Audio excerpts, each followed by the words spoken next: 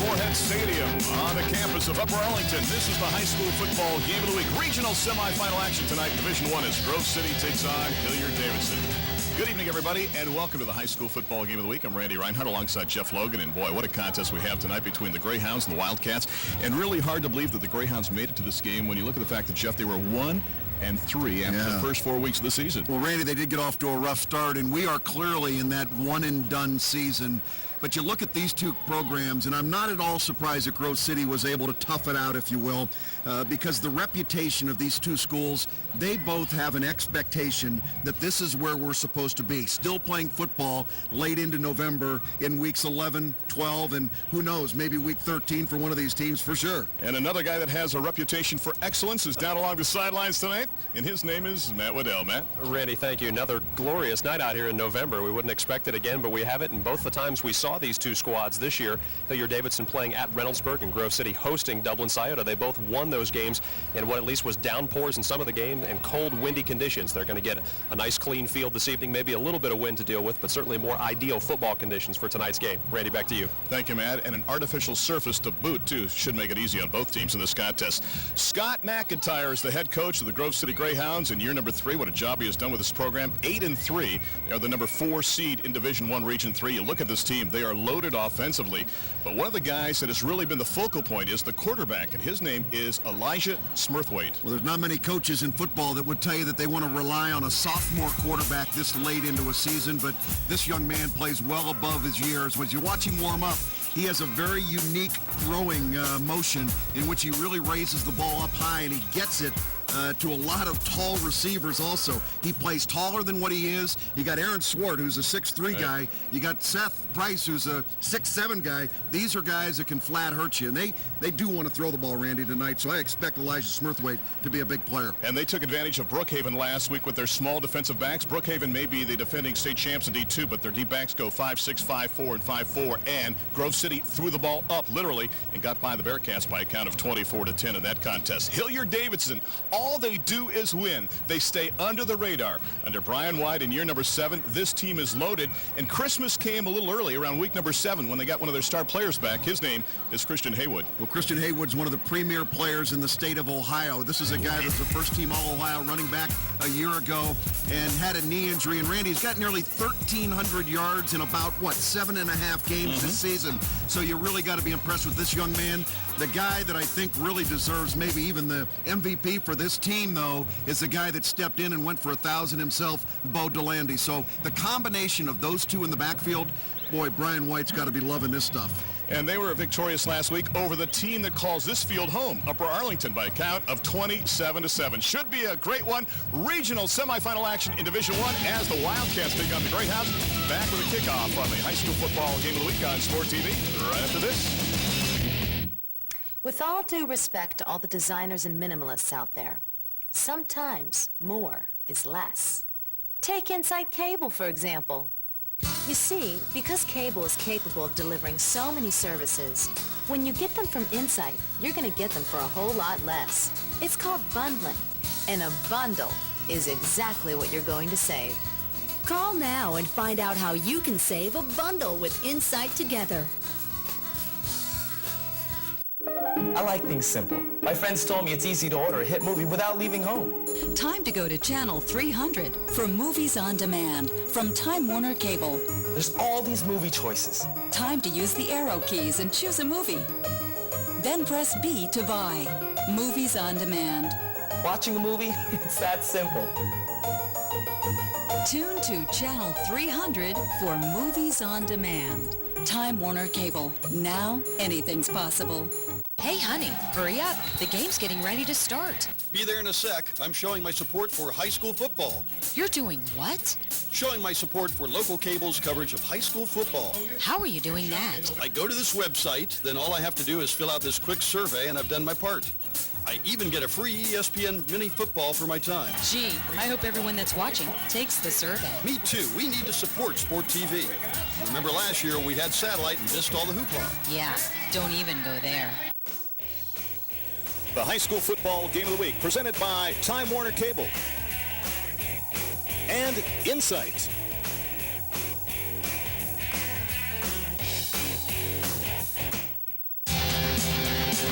And welcome back to regional semifinal action in D1, Region 3. And the Greyhounds come out of the field, coached by Scott McIntyre. What a ride they have had this season. 5-1 at home and 3-2 on the road. Grove City, a team that gets about 140 yards on the ground, 184 through the air.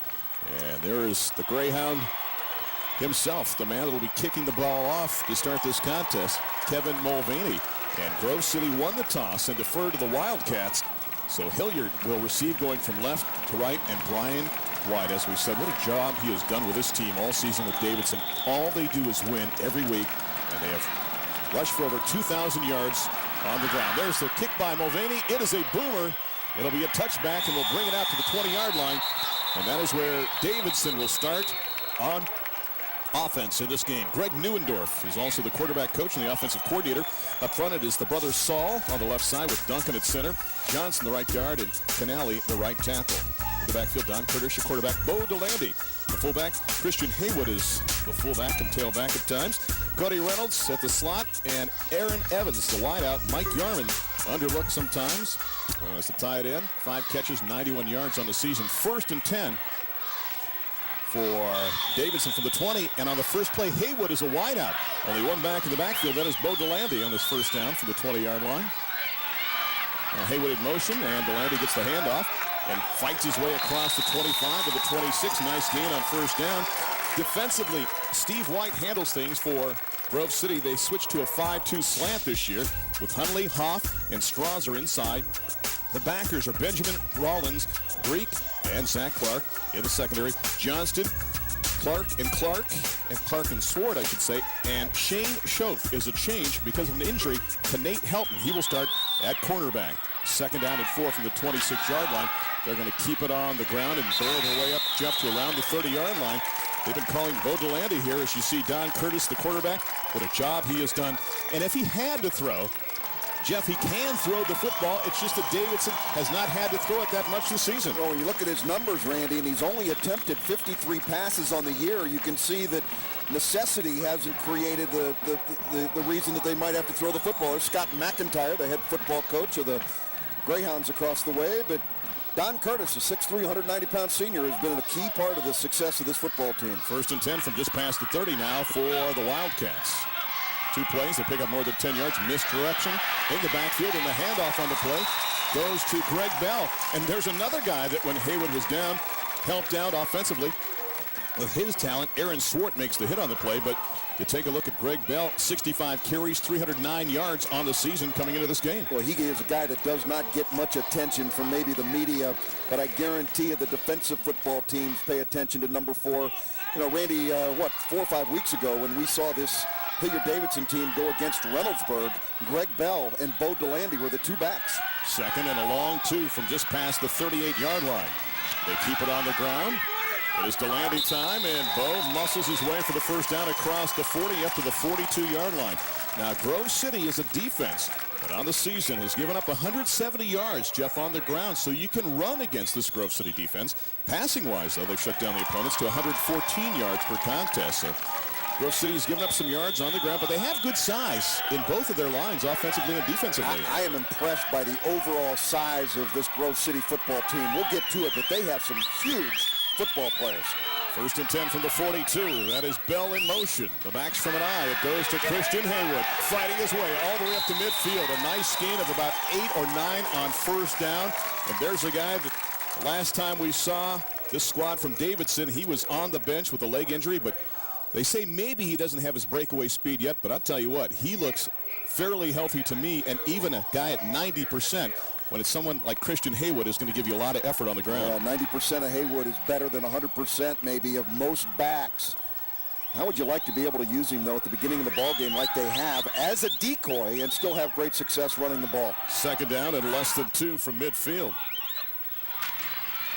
Haywood, Christian's got the ball. Does he have the first down? He's near the 48. From this vantage point, very close, and Jeff, he may have enough to move the sticks with 9:24 left to go in the first quarter. Yeah, it looks like he's pretty close to it, Randy. There was probably the best example that I've seen here early in the football game where a guy like Christian Haywood, who wants to cut on that left knee and bring it back to his right real hard is maybe hindered a little bit in some of his cuts because of the knee being just a little bit unstable.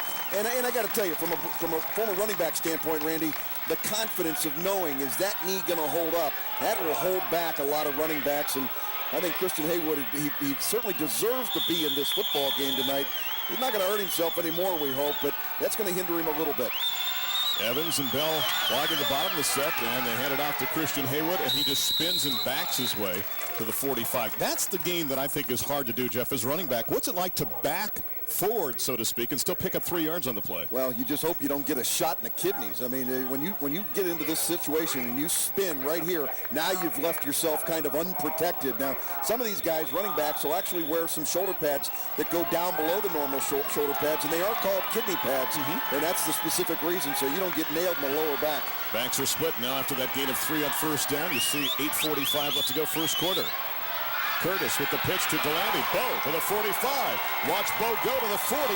All the way down to the 39-yard line. Aaron Swart again coming up from the secondary to make the hit. The free safety. 17 solos, 32 assists, and 3 interceptions on the season for the Greyhounds. Outstanding execution by quarterback Don Curtis. He's locked on 27. That's Eric Benjamin. He forces Eric Benjamin to make a decision. You covering me or you taking the pitch? He came to cover the quarterback. Pops it out there, and you got the man going for what will be now 3rd down, about 1.5. Inside the 40. And we'll be inside 8 minutes in the first quarter when we snap this ball. One wide out to the bottom, and Ryan Herring. That's Haywood in motion. Delaney gets the handoff, and Bo may have enough for the first down. I thought he left a half step early, but it's just that quick move that he's got, that anticipation, and Bo Delaney should have enough for another Wildcat first down. Well, here's a guy that was going to be a secondary role on this football team, speaking of Bo Delaney, and then the injury early in the season to Christian Haywood, and they like Christian Haywood, number 5, piling in there, lead blocker for his junior counterpart, Bo Delaney. And how good would that be to have 14 coming back next year, Randy? Well, look at that, nearly 2,500 yards between those two guys. And Christian Haywood said to Bo Delaney when he was injured, Bo, it's up to you to help carry this team. And he did. 1st and 10 from inside the 37. Haywood can't. Stacked up after a short gain on the play. Solid play by Eric Benjamin, coming up, the weak side linebacker, and he's just a junior coming back next year for the Dogs. And I think the strength of this Grove City Greyhound defense is in these linebackers. Eric Benjamin, very quick coming off the corner, got help inside from Landon Greek, the leading tackler on this football team. You know, Randy, you got number 44 and number 27 coming in there together. Man, you can really make something happen. Short gain on the play, maybe one to the 36-yard line. 7 minutes left to go in the quarter, the first drive of this contest. Division I, Region 3, semifinal action of this regional matchup. And the pitch goes to Haywood inside the 35, Christian inside the 30, and fights inside the 25. Jeff, sometimes that anticipation on the pitch as a fan scares you because you wonder, did he pitch it too soon? Did he pitch it too far out? I watched Haywood motor and get to the ball in time before Jacob Clark makes the hit on the play. He's reading the keys. This time he's coming down the line, optioning Zach Clark. Boy, what an imposing figure that's got to be. Zach Clark at 6'4", 230, closing hard on the quarterback. He did the right thing, though. Read it till the last second, unloaded the football. That is in-your-face football on Sport TV. 1st and 10 now for the Wildcats inside the 25-yard line. Put it to 24. Put the clock at 6.5. Left to go first quarter. First drive of this contest, and they've milked it now for 5.5 minutes.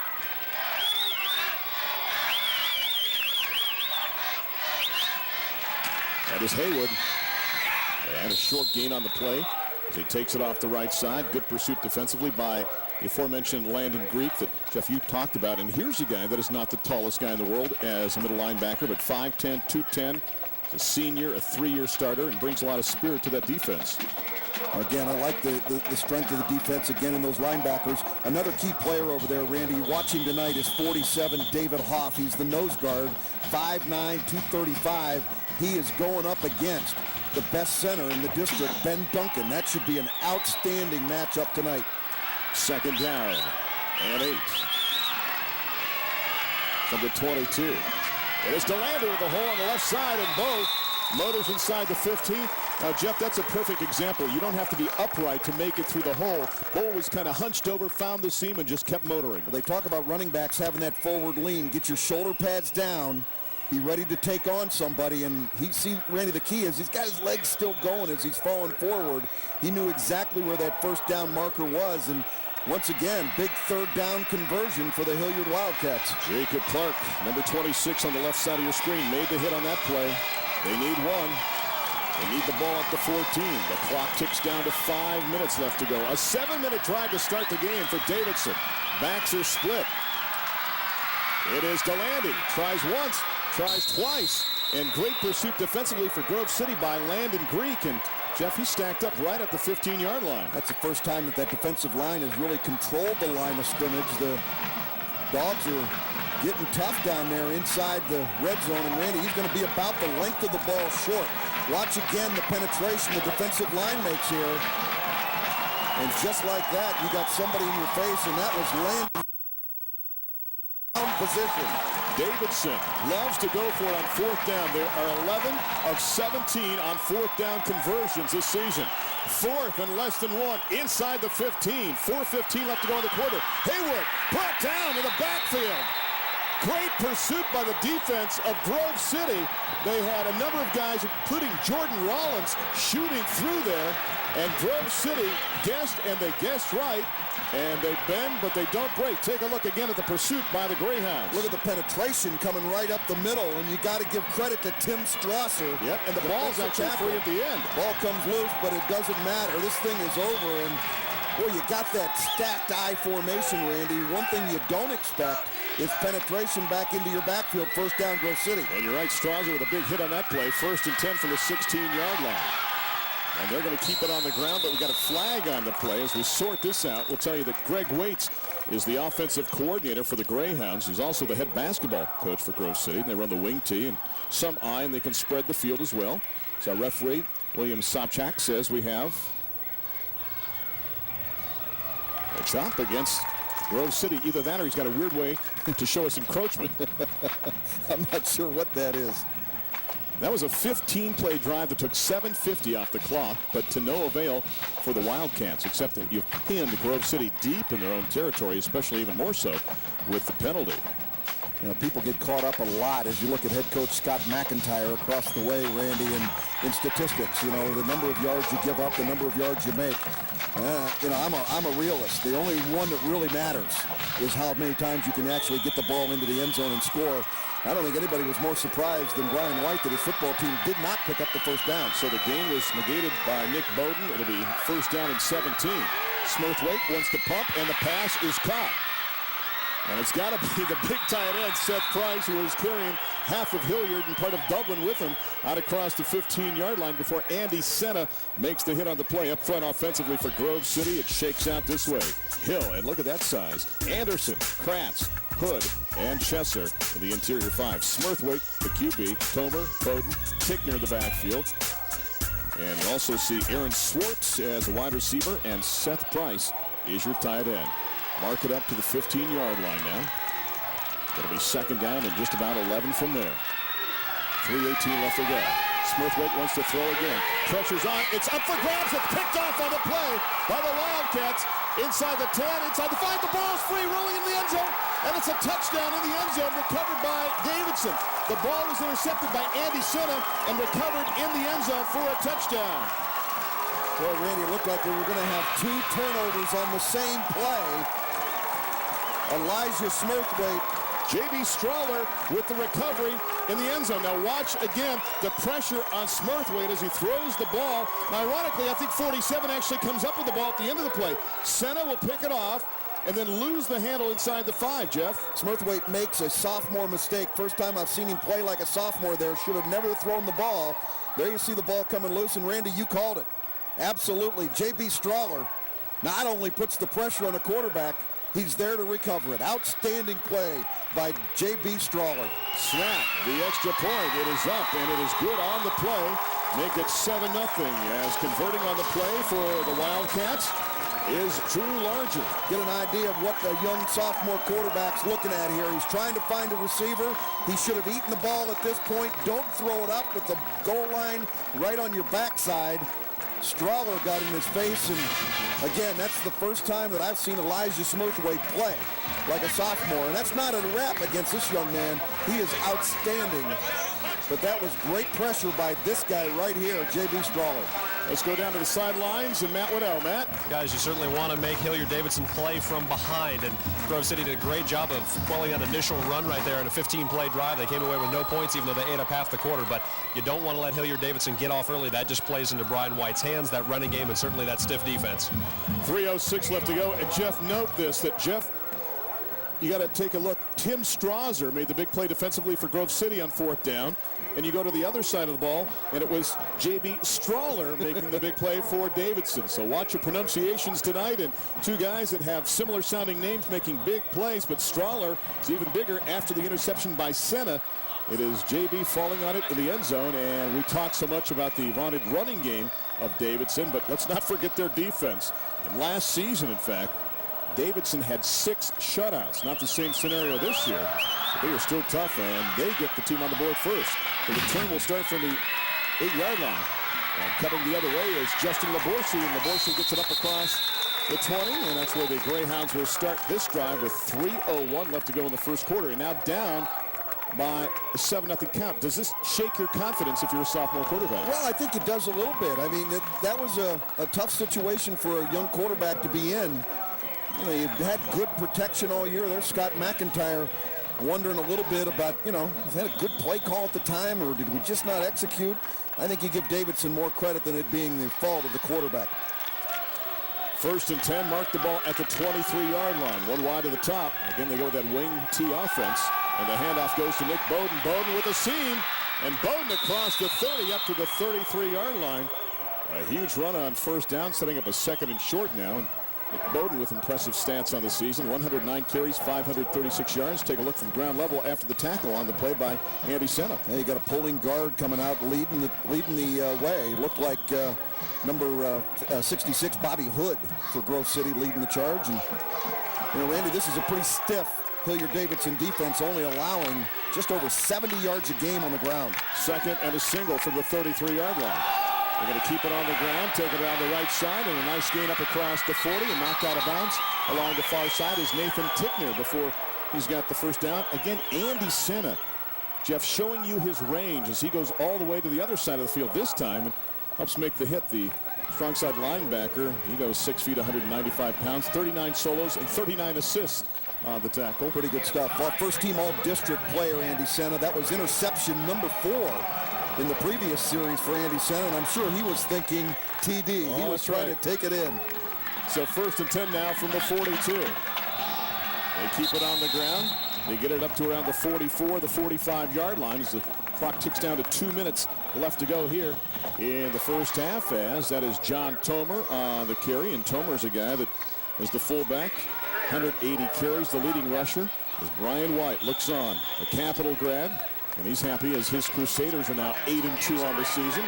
Capital hoping, as we speak, at least for a postseason bid in the NCAA Division III football tournament. 2nd down, about 7 from the 45. In the backfield, misdirection and great pursuit defensively. Coming up from the secondary to make the hit is Brad McKinley. McKinley making a solid play. Actually, in one of the linebacker slots. He was an honors student, a 2-time letter winner and wrestler, and this would be a takedown right here. And not a big guy. He looks like a wrestling move as he comes in here, and you can see Tickner trying to make something happen, and Brad McKinley just keeps going, and a little bit of twisting with the leg there at the tail end of the play. I'm not so sure that McKinley knew that the play was over and done. That's wrestling. And have you noticed, too, that after that interception, Grove City has moved the ball by keeping it on the ground. 3rd down. They need 8. Now Smithwaite wants to throw, steps up, looks long, guns it downfield, and a little too hard. It's incomplete. Aaron Swart, the intended receiver. And Jeff, he stepped up and just threw a rope in there. Cody Seipel on the coverage. Boy, this is just absolutely throwing the ball just on the shot. I mean, he's trying to jam the ball in. The coverage was there. But here's a young quarterback that is trying to make something happen. He tried to jam it in and was not able to come up with the play. Maybe the hardest pass we've seen thrown all season. Kevin Mulvaney, whose brother Brian was the kicker last year, averaging 36.9 yards a punt, a long of 75 on the season, gets it off. Joey Siamaco, a sophomore from the 16. Joey to the 20, to the 25, to the 30, up to the 33-yard line. A return of about 16 yards. Nice job by Joey, but Jeff, we've always talked about this. At this point of the season, Joey's no longer a sophomore, is he? That's right. It's over. Now you're into your junior year. Watch a good block here by Dominic Sandiford. You see it right there on your screen. Number 11 taking out number 36. Excellent job. And one of the things on special teams, Randy, and doing Ohio State football and being so close to it, obviously Jim Tressel is all about special teams. And he says, and not even tongue-in-cheek, the most important play in football is the punt. He believes it. Special teams guys are critical to the success, especially in playoff football. Good work by Dominic Sandiford. And then it was 1st and 10 from the 33 for Davidson. Backs from an eye on his first down play with a wing to the bottom. It is Hilliard. And Christian just burrows his way out across the 36 to the 37. Aaron Swart makes the hit on the play. Aaron is a guy we should mention too, Jeff, is one of the few two-way starters out there in this contest. I want you to watch here the way that this defense is playing. They've got 8 or 9 guys in the box, meaning that they've got everybody in there to try and stop the run, and you just don't have the numbers up front. It looks like we're winding down, going to wrap up the quarter, but Randy, they don't have enough guys to block the number that you put in the box, and as a running back, you got to know that there's going to be somebody come through unblocked. That time it was Eric Benjamin. Notice that J.B. Strawler was on the wing too, and that's the end of the first quarter. Davidson on top by a count of 7-0 at the break, and we will take one. Back with more on the high school football game of the week. D1 regional semifinals, only in one place at Sport TV.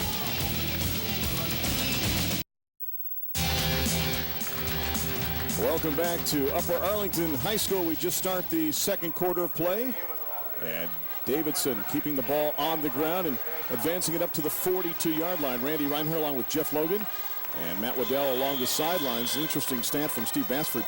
Nate Tickner had 4 carries on the season coming into this contest, and that's through 11 games. He's got 2 carries already in this game tonight. Yeah, everybody's got a little bit of a wrinkle in week 12. Got to make sure something happens that maybe the other coach has not yet seen on tape. 3rd down and less than 1. Look at this set this time for Davidson. They're going to keep it on the ground and burrow their way ahead. Bo DeLandy on the carry. Needed a half yard and picked up enough for the first down up to around the 44. Rushing in the first quarter, Davidson 68 yards, Grove City 20. 7 yards passing for Grove City. Total yards 68 to 27 in favor of the Wildcats. 1 penalty for Grove City, that was good for 8 yards, and 1 very costly turnover.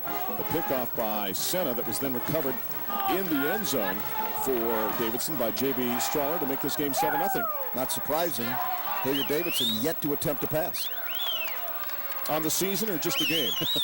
On first down, Curtis, the pitch. It goes to DeLandy. Got to the 45 and meets a wall right there. Again, the timing has to be so precise on that pitch. And the quarterback, and Don Curtis, has a split second to determine, am I going to keep the ball? Am I going to get rid of the ball? That time he opted to pitch the ball. Yep, he did a perfect job of optioning off of Zach Clark, who comes up to make the play. Now again, this is excellent execution of the option, but what Grove City's done, they've made some adjustments. They've got the corners coming up now to cover the pitch man. David Hoff with the hit, 2nd down and 9 from the 45. See time remaining in the first half as they readjust with the tight end. And an extra guy, actually a wing to the bottom, that set as well too. Curtis kept the ball, and that looked like it wasn't by design that time. There was miscommunication in the backfield. I'm not sure if that was supposed to be Bo DeLandy's ball. Well, broken play. One of the 2 running backs was supposed to be the dive man on the option. And as soon as quarterback Don Curtis looked back and didn't see anybody coming, he did the smart thing. Watch here. He's looking for somebody. Hello. And decides I better just take care of business on my own. Good decision there. And at the same time, Christian Haywood and Bo DeLandy are kind of looking at each other going palms up. Who screwed up here? Doesn't matter. They got a 3rd down and 7. Bell and Evans wide to the bottom. Haywood on a wing to the top. That is Bell in motion. In stride, gets the handoff across midfield and down to around the 47-yard line in Grove City territory before he's hit on the play by Shane Schoaf. That's an interesting play that you don't see that much in high school, but I'll tell you where you see that a lot. Capital University, They run that on a regular basis. Now again, 99% of the coaches in football, this is not 4-down territory, but Hilliard Davidson always a risk to be going for it on 4th down, but they do send in the punt team. which is a little surprising because at the 47-yard line, you thought they might go for it. Ryan Herring averaging 32.7 per punt, his long 55 on the season. 9:24 left to go in the first half. Twin safeties for Grove City back at their own 10-yard line. It's a line drive affair. It will be not fielded. I thought it was going to be fielded. It will go into the end zone for a touchback. I almost thought it was going to be touched by one of the return men, but instead they'll bring it out to the 20-yard line with 9:17 left to go. It was a low line drive affair, and they opt not to touch it. Let's go down the sidelines, and the third member of our broadcast team, Matt Waddell. Matt? Guys, the wind is noticeable down here, too, and this is the wind that Elijah Smurthwaite's going to throw into now here for the second quarter, blowing pretty strongly in his face. So certainly any ball that he puts some air under and gets up in the air a little bit, certainly going to float and have the potential for Hilliard Davidson to come take care of. Well, that's the thing. A lot of times he will keep it up in the air because he brings the arm up so high, but you saw the rocket that he tossed earlier in this contest to Swart that he kept down low. We'll see what he does here on a 1st and 10. Hands it off across the 20 to the 25, and look at the running game this time against the Grove City. Nick Bowden has been able to find some seams and exploits it to the tune of 11 yards and a Grove City first down. Yeah, Nick Bowden averaging nearly 5 yards a try, 8 touchdowns on the season. Randy, this is a guy that has a 52-yard run for his long run of the year. 5'10", 175-pound senior, and a guy that they have to have go well. Between him and Tomer back there, that's really their 1-2 punch in the backfield. Danny Hall makes the stop, but not until they pick up 11. 1st and 10 from the 31, approaching 9 minutes left to go in the half, and Davidson up 7-0. And again, Bowden across the 35. Look at the moves out to the 40-yard line. You know, I almost think Nick Bowden is taking this as a challenge tonight, saying, you know, I am tired of hearing about Bo DeLandy and Christian Haywood and maybe even my buddy John Tomer. I can run, and here's a guy too in Bowden that Jeff didn't take over this job until the Westerville South game. Absolutely, and he's out there acting and proving that he belongs on this football field. Good job of covering up the football at a point in time when people are going to start stripping it. Good play by the corner, Greg Bell, who's actually in there on the defense. It's a free down, second and a short one. They're going to keep it on the ground and pick up the first down as they get it up to the 44-yard line. As John Tomer on the carry that time, and Tomer will pick up 4 and move the sticks. Pace of the contest, Jeff, does that favor one team over the other right now? Well, you get an 8-minute drive early in the football game, even though it didn't result in a score. Hilliard Davidson loves that because the best way to keep Elijah Smurthwaite quiet is don't let him have the football very much. So they want to control it. They want to keep the ball. The blue team wants to keep the ball on the ground as much as possible. 1st and 10 from the 45. It is Bowden time. He hurdles and he's wrapped up. I'll tell you what, he won't get credit for the tackle because the hit was made by Andy Senna, but the pursuit by Greg Bell to shoot the gap early forced that play to really not go anywhere and wind up in negative yardage. Greg Bell is responsible for coming in and taking out the lead blocker. That was John Tomer coming along the way. That is a thankless job, let me tell you. Having to come in there and just sacrifice your body, knowing you don't have a prayer of making the tackle, but what you're doing is you're obliterating that front so that your posse can come in there and clean things up for you. Good job by Greg Bell. Swart is way wide of the top. And that's who's going to get the ball, but it's picked off. It bounces into the arms of Greg Bell. Bell back the other way. He lost the handle. It's still free, and Grove City got it back, I think, at the 29-yard line. Randy, we're playing on a perfect field tonight. This synthetic turf. Weather has nothing to do with it, and they've greased the football. I was right. Grove City got it bounce back. You know who had a chance for it again was J.B. Strawler, but he couldn't come up with it. But Grove City got the ball back. Boy, that's 2 interceptions we've seen tonight. Both of them have resulted in fumbles on the return. There you see Greg Bell take it on the tip ball. Pretty good ball thrown by quarterback Smurthwaite. Now watch here. Take care of the football. You are running back. You know better. Bowden stripped it. And the ball is squirting. Grove City's got it back. From the 29-yard line. Play action. Smurthwaite looking, gunning it, throwing it up for grabs, and actually just throwing it away. He strong-armed that ball to the far side of the field. Jacob Clark was the nearest guy to the football, but it will be 2nd down and 10. I'd love to see that replay one more time at the end because that was like a scrum. Well, you notice Elijah Smurthwaite tonight, Randy, a little bit different pace on the ball than when we saw him earlier against Dublin Scioto. His poise looks good. I think he's solid back there, but that time I think he tried to overthrow the football and it sailed on him. Matt Waddell talked about it into that wind. If you try and overthrow it, that ball's going to take off.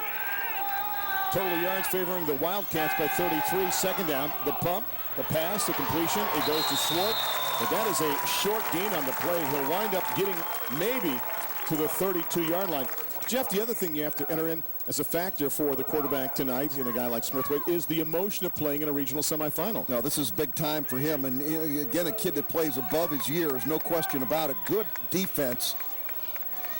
Excellent job. They're trying to, the little jailbreak screen, trying to bring big receiver Aaron Swart, 6'3", across the middle. Leading receiver on his football team. Andy Senna made the hit again. A gain of 2 on the play. Marking officially at the 31. They're showing blitz. Senna is coming on the blitz. Smithwaite guns it long downfield for Swart, and he dropped it at the 35-yard line. Good defense on the play by Matt Wickheiser. I thought he was going to come up with the ball. Take a look one more time. Boy, this ball was perfectly thrown, but you got to give credit to Wickheiser on the defense.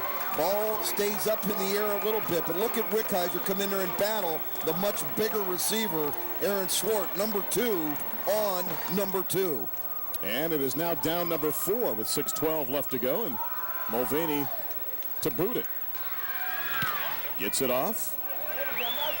Will hit inside the 40, bounce inside the 30, and exit stage left at the 31-yard line officially, and that's where Davidson will get it back with 6:04 left to go. And Jeff, you look at the crowd, you watch this game, you know you're watching a battle of heavyweights in high school football tonight. Well, there's a lot of pride on these football teams, a lot of pride in the communities too. They're out here supporting their groups. You know, Randy, not 3-4 years ago, there was only one high school in each of these 2 communities. Today, there are 2 high schools in each of these communities, and probably growing beyond that at some point in time. But I give these people a lot of credit. There's a whole lot of red sitting across the way, and there's plenty of blue sitting on this side. 1st and 10 from the 31. That is Bell in motion back to the top. It is Haywood. Christian fights his way and reverses his field, trying to get away, coming back to the wide side of the field. What's this about? Haywood gets to the 32-yard line. Jeffy ran 70 yards to pick up maybe a yard or a yard and a half on the play. I think they're going to mark it right at the line of scrimmage. I think it's going to be about a yard gain. And if Mr. Batsford gives him a yard, he's being kind.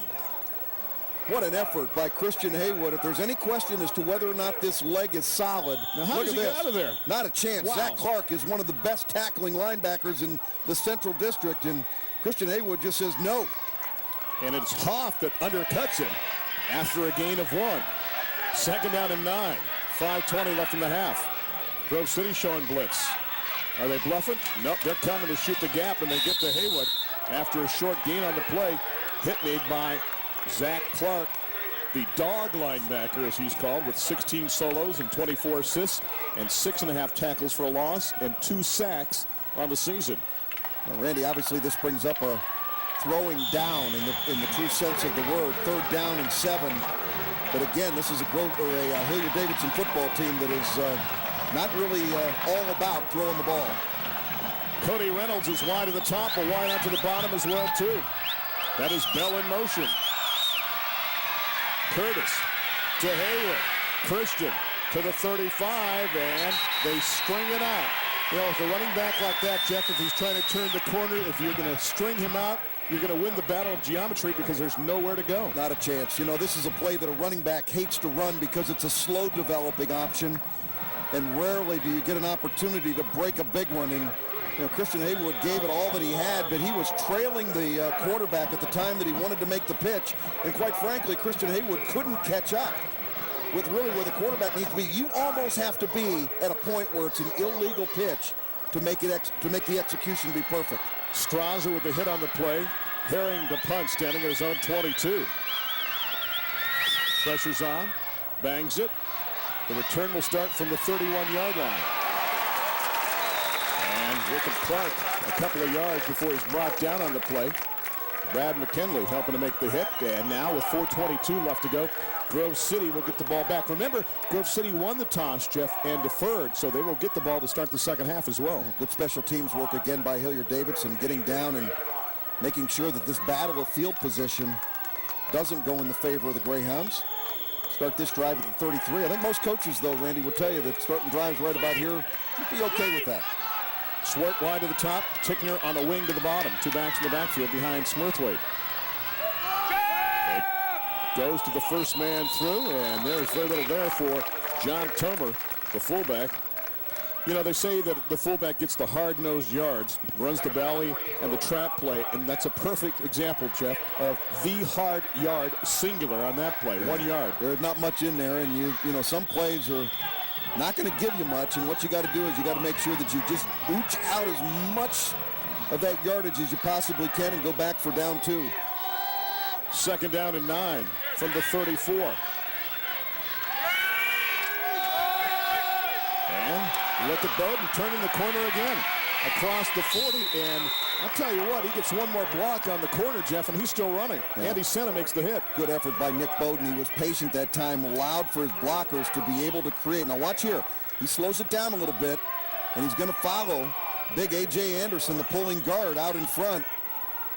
Like there might have been a block in the back there at some point in time, Randy, but first down for the Grove City Greyhounds. Out to the 44-yard line with 3:32 left to go in the first half. Elijah Smurthwaite out of the football. That's right. We have a new quarterback in there, and they get the ball across midfield and down to the 49-yard line. That looks like Tyler Jenkins, the backup quarterback, running things offensively. 5'10", 170, and a sophomore. So Tyler Jenkins is out there, and Matt Waddell's along the sidelines. See if we can figure out if there's anything going on right now with Elijah Smurthwaite along the far side of the field. There's the vital stats on Tyler Jenkins. 38 yards rushing for Bowden in this contest. 2nd down and 4 from midfield.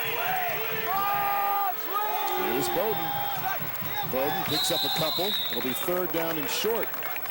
Tyler Jenkins, the only stats I have on this sophomore, Jeff, 5 carries and 34 yards. The other passer I have is Nick Bowden. He's 1 of 2 passing for 16 yards. I'm trying to find Smurthwaite along the sidelines, Randy, and don't even see him in the mix over there with the offensive coaches. Looks like Grove City's going to take a timeout. And they will burn it with 2:23 left to go here in the first half. Grove City takes timeout number 1. Davidson with their full complement of 3 timeouts left to go, and you look along the far side of the field, and Elijah Smurthwaite not in there for Grove City. And again, Matt Waddell will see if he can find out what's going on with his status. Again, the sophomore quarterback, Elijah Smurthwaite, has passed for over 2,000 yards on the season, but the one thing they are doing is effectively moving the ball via the run, and they're facing now a 3rd down and 2 situation with the ball resting at the 48-yard line. And there, along the far side of the field, is Elijah Smurthwaite.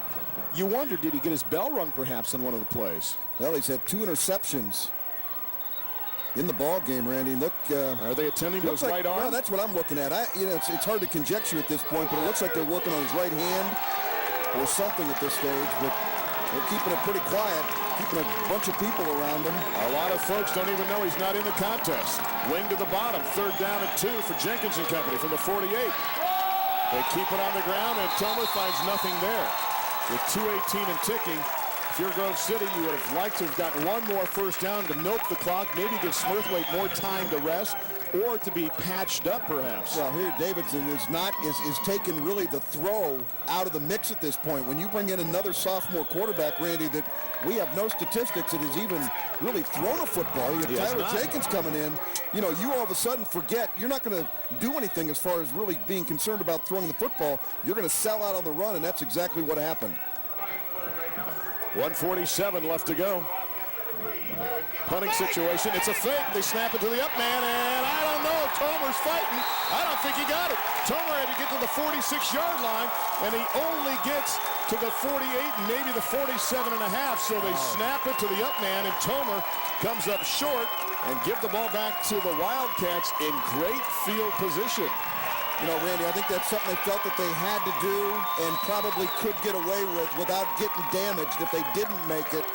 There you can see Smurthwaite across the way talking the rest of the squad.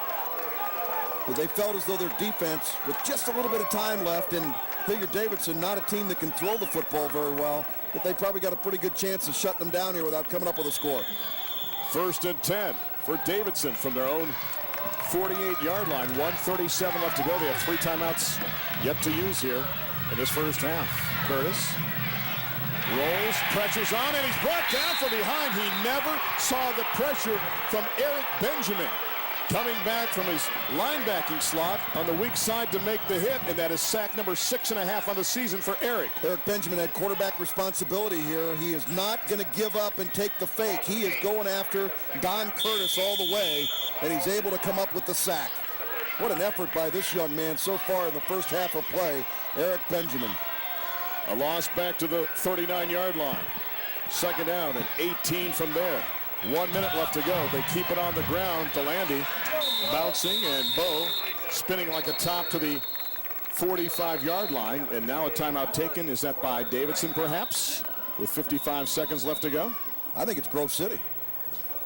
See what happens here. It would help if our referee would signal. There we go. Timeout taken by Grove City. Yep. Interesting. Yeah, third down. Now watch the end of this play here. See a little pushing and shoving and stuff going on here, and a little physicality, a little let's play twister here. Now we're kicking and pushing and biting and gnawing. That's all right. That's what football's all about. Left hand blue, right hand blue. Need the blood in the guts. As we've got the ball marked at the 45-yard line, it'll be third down and a dozen with 55 seconds left to go. Hey, don't forget, take our free survey online, and we will go ahead and send you a free foam football courtesy of ESPN. The web address is aroundrr.com/sporttv. Go to that locale, type in the information. Our way of saying thank you is the free foam football. Let's go to the sidelines now, and Matt Waddell. Matt?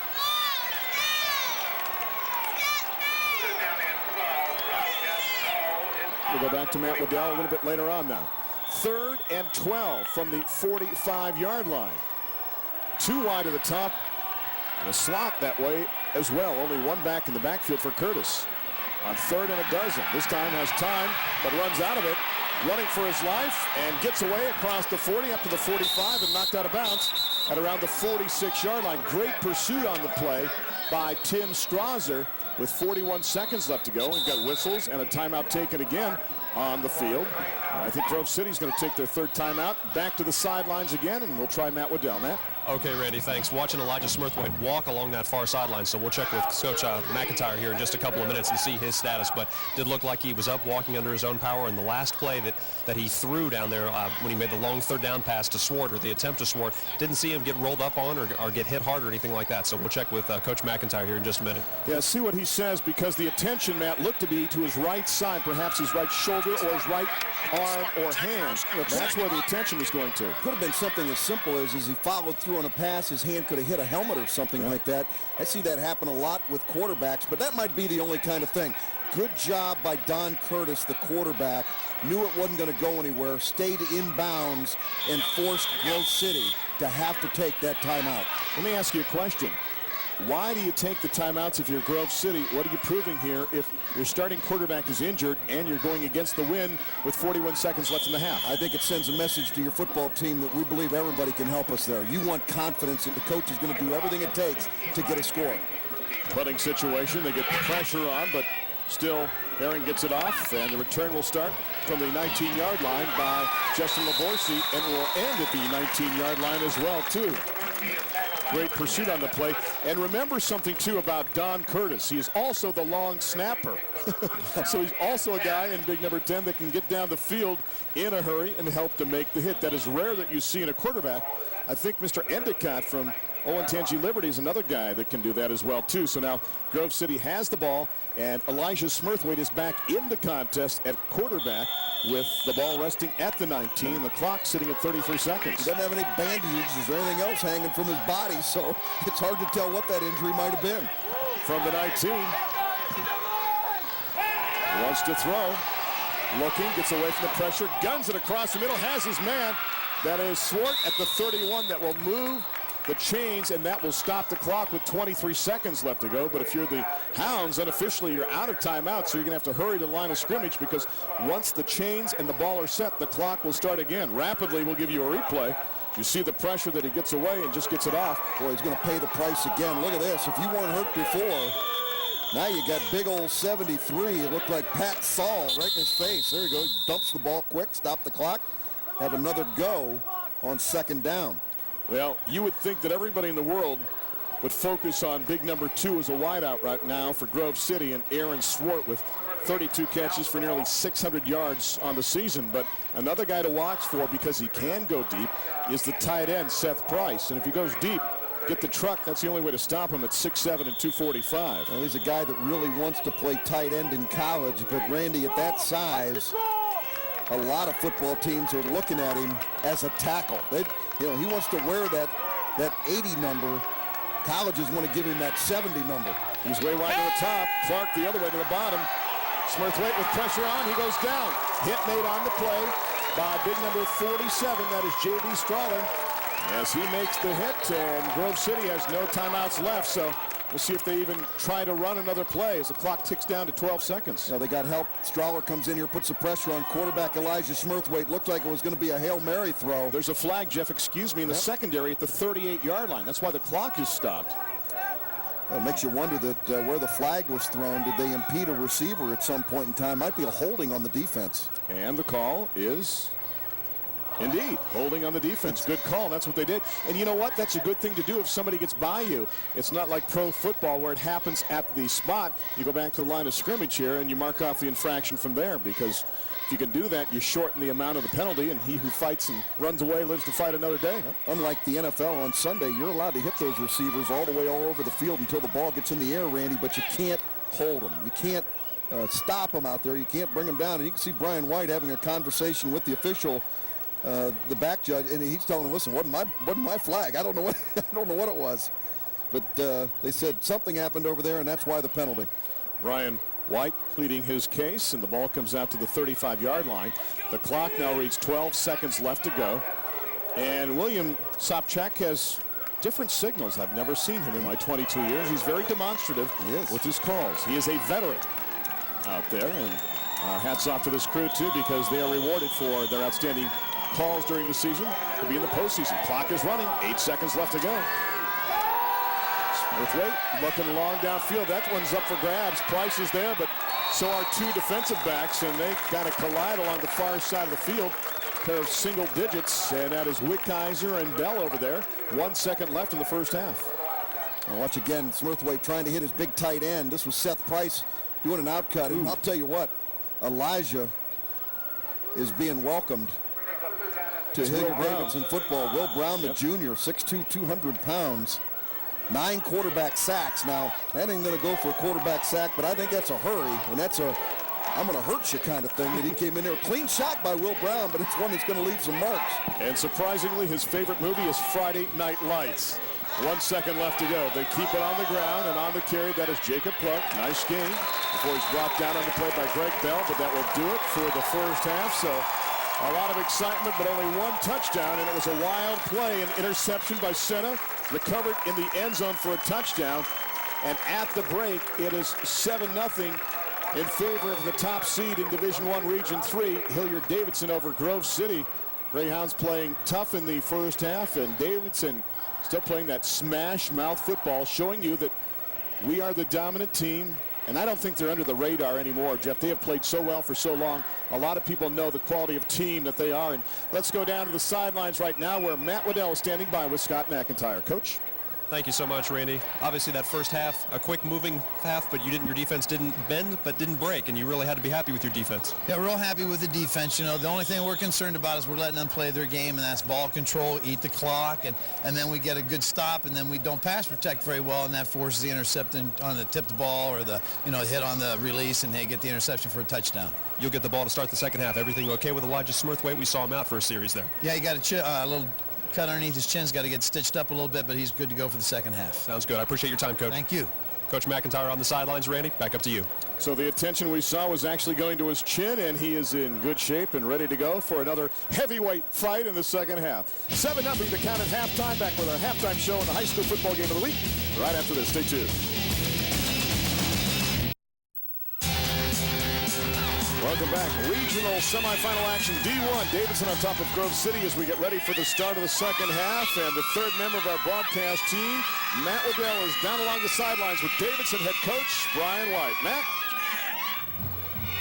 Coach, in that first half, had to be happy defensively with what you guys were able to do with Smurthwaite and hold him down?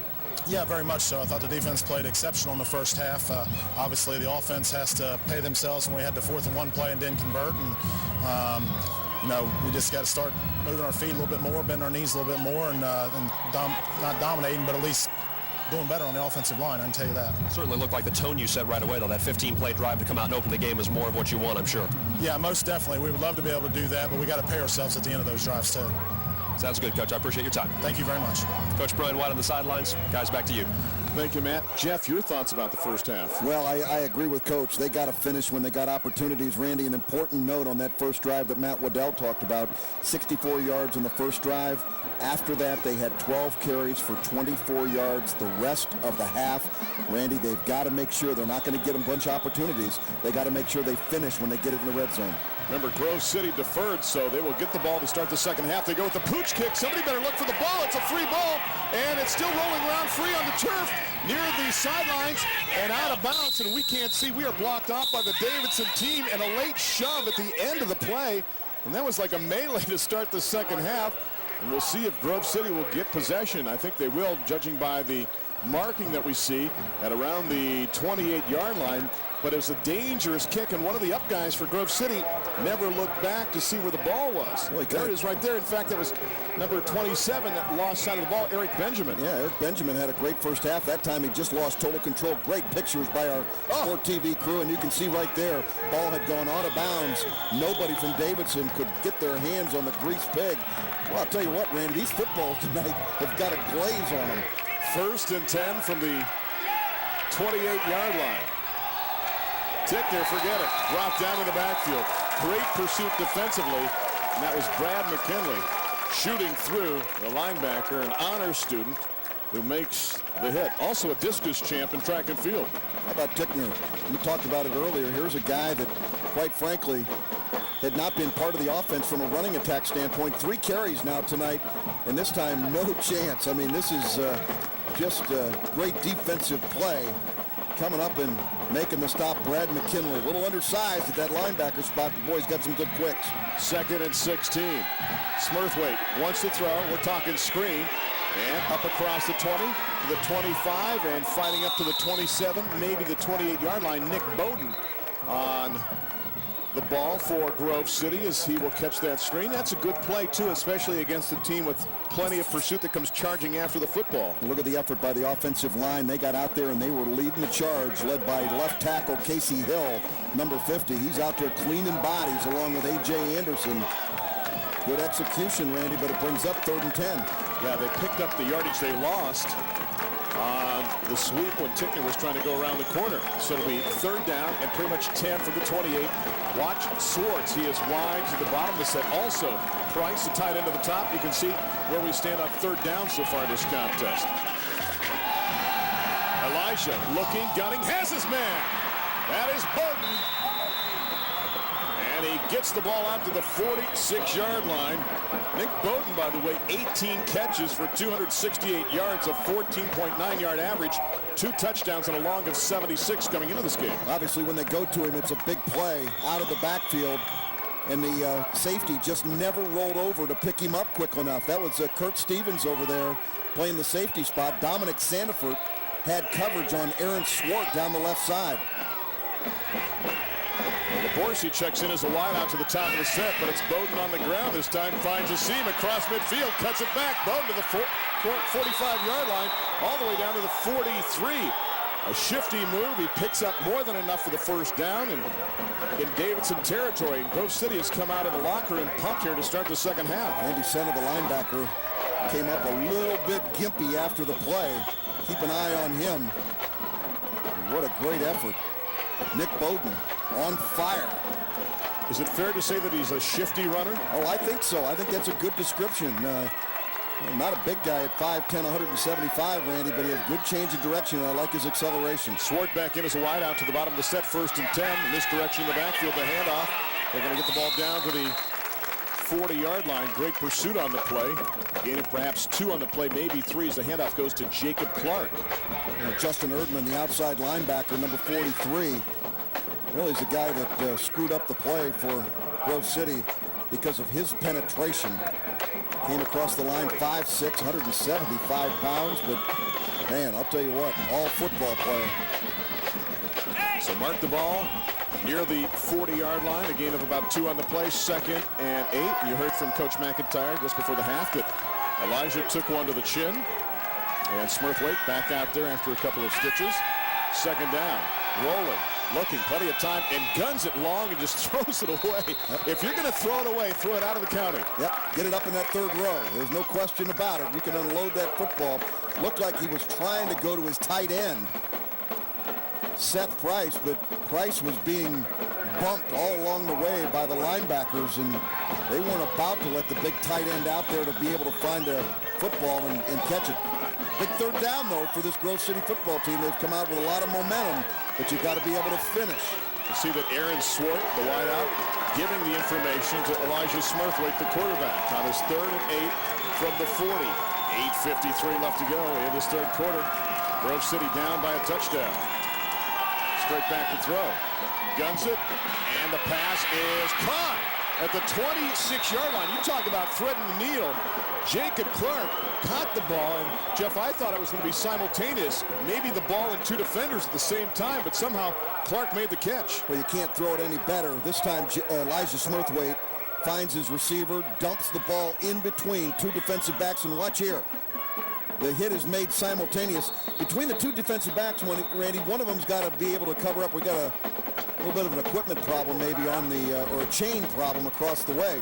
One of the defensive backs has to do a job of taking the receiver. The other guy's got to be able to play the ball. So that's where you've got to have communication, almost like a center fielder and a right fielder covering a fly ball. Who's going to take it? You got to talk out there. Let's go down to the sidelines now, and Matt Waddell. Matt? Guys, one thing that's really impressive about Smurthwaite is his feet. He's always got his feet under him, and he really has these little choppy steps, but he takes his time and he sets to throw. He's made a couple of great 3rd down throws. 1st and 10 from inside the 27-yard line. They keep it on the ground. Bowden tries to cut it back. Forget it. Check, please. There's nothing there.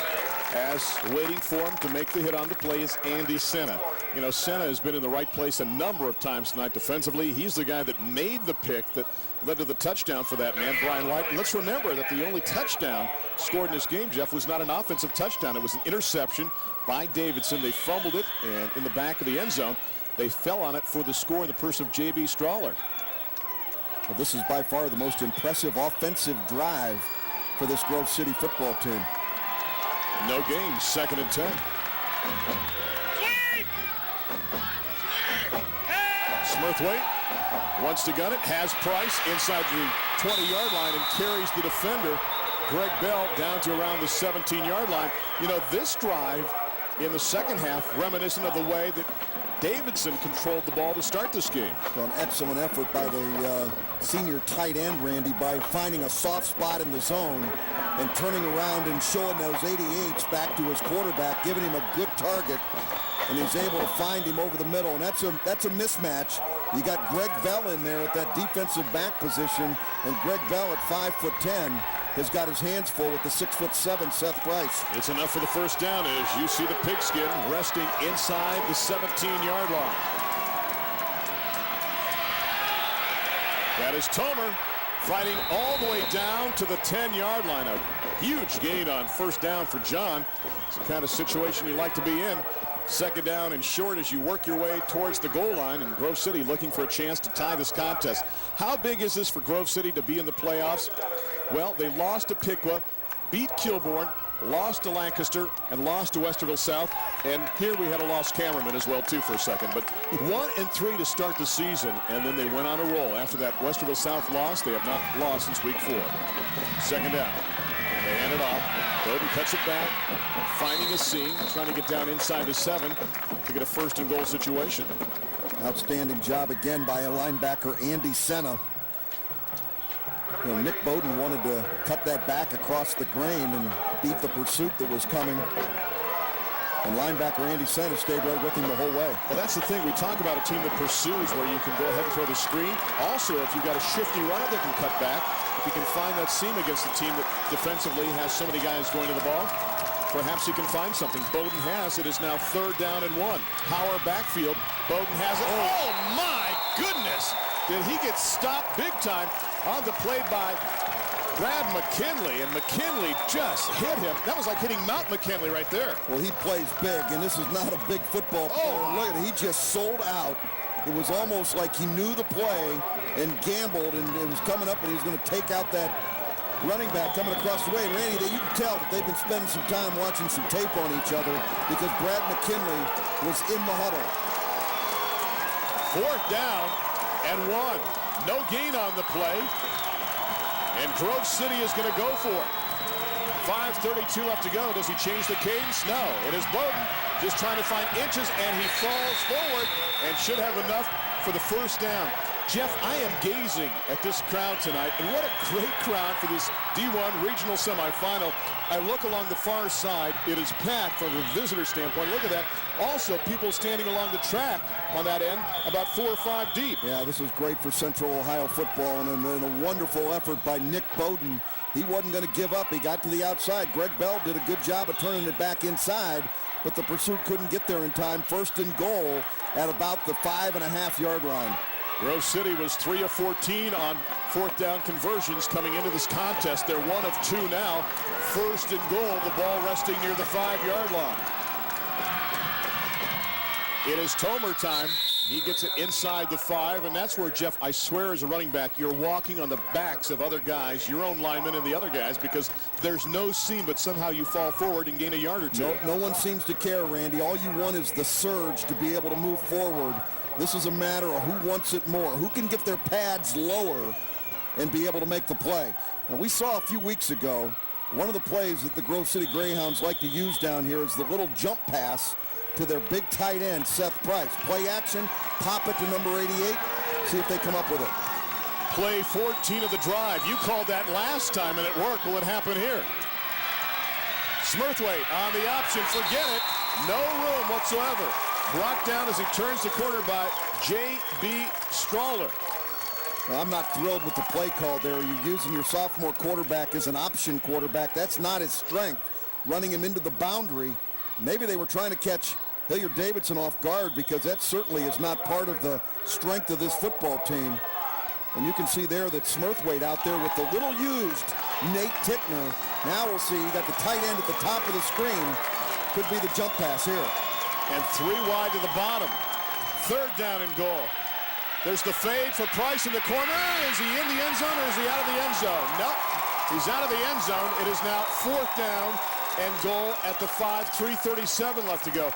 Jeff, do you take the 3 or do you go for 7 here? Boy, I'll tell you what, in a big football game like this, it's a hard call. Watch again. You can see it's the jump ball. No question about it. And good call by the officials right there. Foot came down outside the line. It's the white lines that we're worried about there. And Randy, my opinion is in a close football game, you take the 3. You absolutely take the 3. But they're going to go ahead and go for the touchdown. 4th and goal inside the 5. Late in the 3rd quarter. Smurthwaite lost the ball. It's a moot point. Davidson will get the ball either way on the 4th down play. Smurthwaite lost the handle of the football, and Davidson comes up with it, and they will take over deep in their own territory. But we go back to the start of the game. Same thing. Davidson drives down the field. Grove City's defense bend doesn't break. Same thing here, and you can see the ball rolls free. The Wildcats come up with it. Their play action here. He wants to throw the football, but he pulls it back, and he doesn't have it anymore. The running back may have clamped down too hard on it or something, and boy, for Grove City, you want to force a 3 and out here and get that offense back on the field. They had a hot hand, but a great stop by Hilliard Davidson. 1st and 10 from the 6 for the Wildcats. That was an 8.5-minute possession. It is Haywood fighting out to around the 10-yard line. Nice gain on 1st down. You're Davidson. You'll take that yardage and see what you can do on 2nd down. You can bet the house it's probably not going to be a pass play, though. Well, if you're a Hilliard Davidson football player just playing offense, you probably had to warm up 2 or 3 times here after halftime, Randy, because 8 minutes, they've been sitting there getting a little cold on the sidelines while Grove City controlled the football, but nothing to put in the bank. Talk about the way 2 teams can mirror each other, even if they don't run the same set. But, I mean, the control of the ball for each half has been freaky to start the 1st and 2nd half, respectively, on 2nd down. It is Haywood again. Christian cuts it back, and gets out to the 12-yard line. Hit made on the play by Landon Greek, coming up from his linebacking slot, and he has played a solid contest for the Greyhounds. And right now, if you're Grove City, we'll say, hey, let's stop him one more time, force him to punt. We'll get the ball in a short field again. I don't even think Brian White would go for it on 4th down here, Randy. Now, if there is the guy that might try it, it'd be Brian White, but my goodness. He'd like to erase any of those questions by just picking it up here on 3rd down and about 4. 2:18 left to go in the quarter. Yarman, the tight end, readjusts to the bottom of the set. Backs are split. Curtis to Haywood. He's got the first down, and there goes Christian. To the 40, to the 50. Christian to the 40. Out of bounds at the 35. Swart saves a touchdown on the play. And there maybe is the notion that you see that he maybe lacks that extra gear yet, recovering from the leg injury. Maybe not the breakaway speed, but they will take that huge gainer that time as they pick up 51 yards. Well, the adjustment that he makes right here and leaves a linebacker standing there, or excuse me, a strong safety standing there with nothing to grab but air. And you can see him laboring a little bit, Randy, and that's more because of the brace that he's wearing on that left leg. I was more concerned that when he got hit there on that left knee that he might re-injure it, but Christian Haywood, 51 yards. 1st and 10 from the 36. 2 minutes left to go in the 3rd stanza. That's Bell in motion. Curtis, this would be called a pass, I believe, and he finds Bell inside the 20, down to the 16. Jeff, I said it before, I'm going to say it again. The Wildcats don't throw the football. That doesn't mean that they can't throw the football. They'll call the newspapers because they are throwing the ball here. Good play action, and you got to give the coaching staff a lot of credit because they held back when everybody thought they should throw the ball, and they caught everybody by surprise. Linebacker Eric Benjamin had the responsibility of Greg Bell out of the backfield, and Bell just beat him to the spot. 19-yard gain, and then it was 1st and 10 from the 17. There's the wing, and the tight end readjusts to the bottom of the set.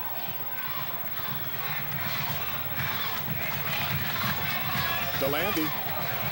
Well, fights inside the 12 to the 11-yard line. You know, that's the thing, too, about Don Curtis. Brian White will say, you know what, I've got a great athlete at quarterback. He could be a great passer if I would let him. And he's probably the best wide receiver on the team. But we need him at quarterback. We need him to go ahead and run that offense and run it. Don Curtis has done unselfishly, and what a job he has done. And sometimes, I think, without the credit he deserves. 2nd down. Near the 11-yard line. They need 4 more.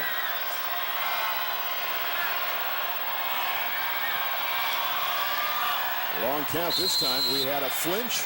No, he's allowed to move back there. There's not a problem.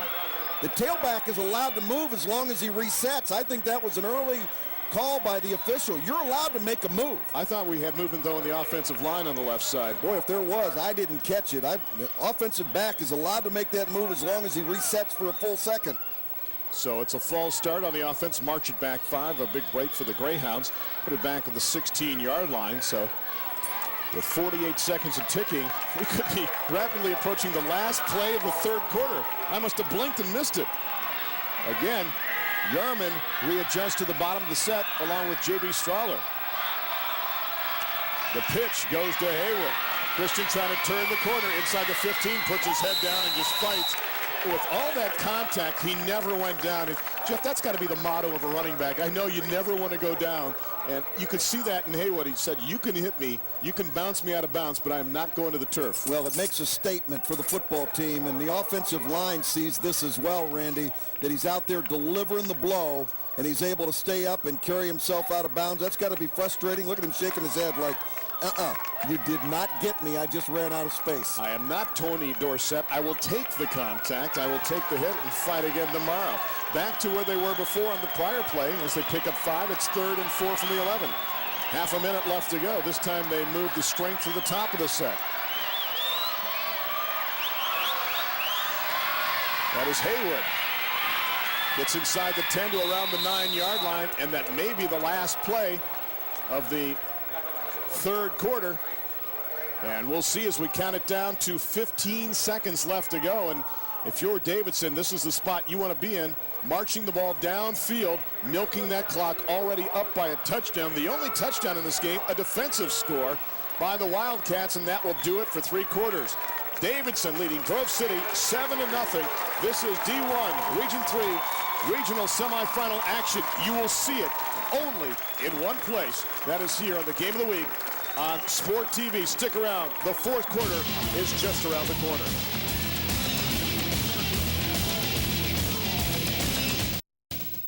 You know, NFL coaches can be a little demanding. Who, me? This guy? You say that like it's a bad thing. Hey, so you want things when you want them. Is there a problem with that?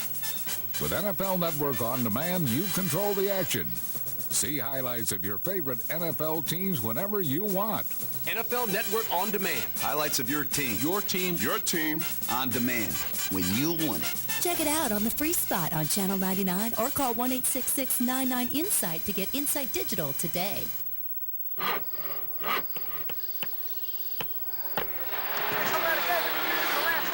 Cable TV gives a world of choices to a world of people. Decide what you watch.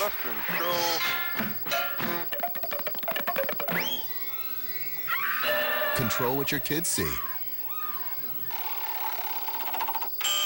Call your cable company or go to controlyourtv.org to learn more on how to view the right thing. Welcome back as we start the fourth quarter of play. The ball's going to be inside the 8-yard line. Looks like a field goal attempt now of perhaps some 25, maybe 26 yards as they set it up. Drew Larger is 14 of 17 on field goals. There's the snap, the kick, it is up and it is good. Count it for 3 more on the board and a huge score. As that makes it a 2-cushion bulge, if you will, so to speak, because it's now 10-0. Davidson up as Larger does it again. And you know what?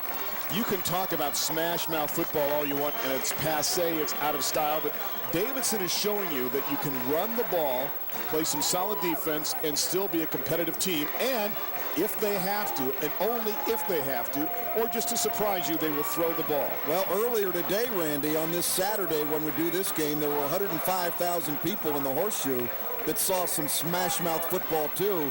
300 yards rushing for the Ohio State Buckeyes against Northwestern. And in being there, I can tell you, there were times it wasn't pretty, but it is effective. And got to give Brian White and his coaching staff and his football players specifically a lot of credit. Their backs were up against the wall. An 8-play, 85-yard drive that took only 3:35 off the clock. And remember, that's only the second possession of the second half because Grove City milked the clock for 8.5 minutes. Larger with a 25-yard field goal. He is now 15 of 18 on field goals on the season.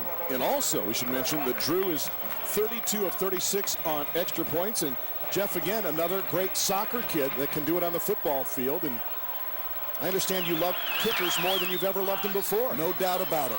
The return will start from the 5-yard line across the 10, the 15. Oh, my goodness, what a hit. As the return is by Justin Laborsi, and we had a train wreck back at around the 15-yard line. I think it was Brad McKinley again that was down there. He's the one that made the stunning play on a third down play. Watch again. See if it was McKinley, number 21, comes down here and takes out one of the up men. Whap! Yep. Yeah, looks like it. Oh, my goodness. You should have to wear a seatbelt if McKinley is anywhere around you. 1st and 10 from the 21-yard line. This? Take a look at this. Oh, my goodness. Golly. Flying into the wedge. He better be careful. He's going to hurt himself. 1st and 10 from the 21. Is it passing time? Smurthwaite looking, pressure, guns it underneath.